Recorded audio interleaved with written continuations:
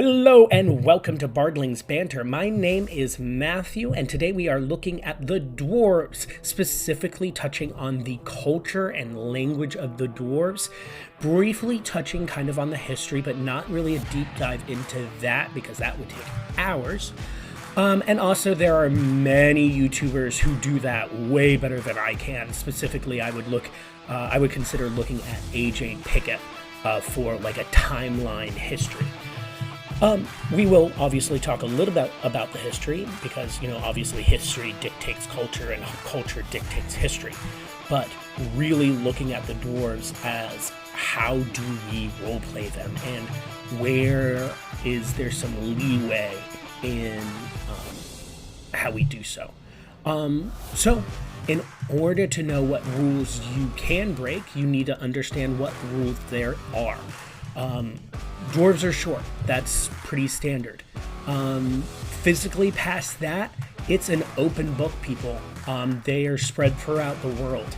Listen, if you play a human race in your game of D&D, or if you're a DM who has a lot of humans in their campaign, you wouldn't all make them white, male, and female. No, there would be some variation of people from different lands with different colored skin and different cultures.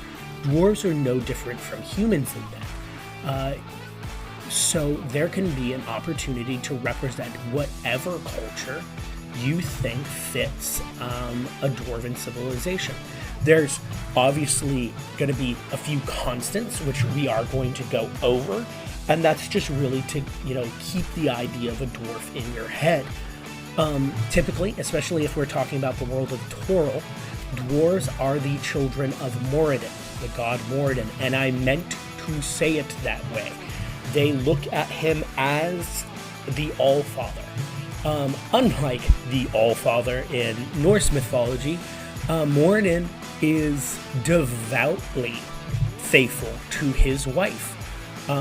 He is a family man, and the dwarves emulate that. Family is extremely important to dwarven culture. Religion is extremely important to dwarven culture. They do not pray to their gods the same way you might see in, surface cultures on their knees. Their version of prayer is working at the forge, working at their craft, mining stone and minerals. That is their version of prayer.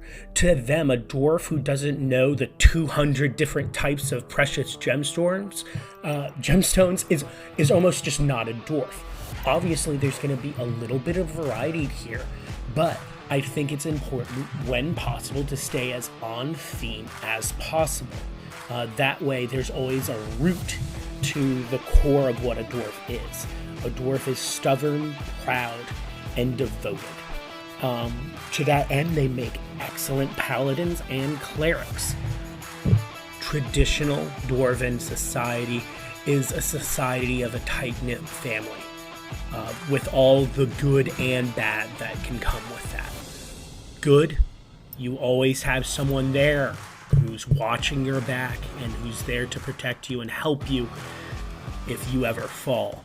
Bad, sometimes people have an idea of who you're supposed to be and try to impose their ideas of who you're supposed to be on you. They might say things like, oh, you're fated to do this, you're destined to this, your whole family, 5 lineages back, have been watchmakers, what are you doing wanting to be an adventurer? Fate and destiny, honestly, sometimes is just someone else trying to tell your story for you. And playing a dwarf is a wonderful opportunity to explore that idea amongst friends in a safe environment. Getting back to the subject of language, really a dwarven character would commonly, obviously, speak Dwarvish, common, because of their journeys and histories in the Underdark. Undercommon would be not out of line, maybe even abyssal, but definitely consider giant, Jotun, or even draconic languages to include the language of the kobolds. Again, any creature that a dwarf would commonly find in the Underdark, battling to keep their land, consider having them learn it or having experienced that language. I hope this has been a ton of help for you guys. Here's wishing you all 1d8 worth of inspiration.